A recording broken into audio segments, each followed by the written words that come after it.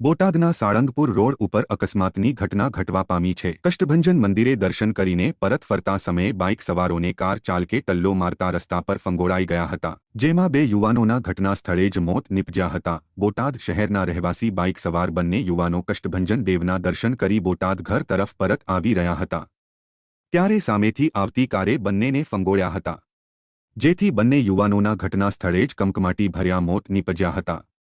બનાવ બાદ મૃતક યુવાનોના પરિવારમાં શોકનું મોજું ફરી વળ્યું છે।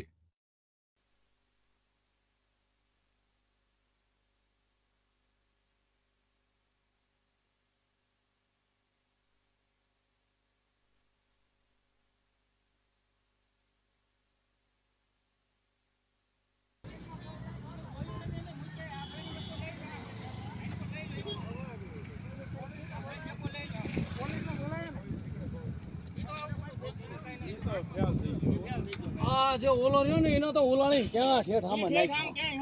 હવે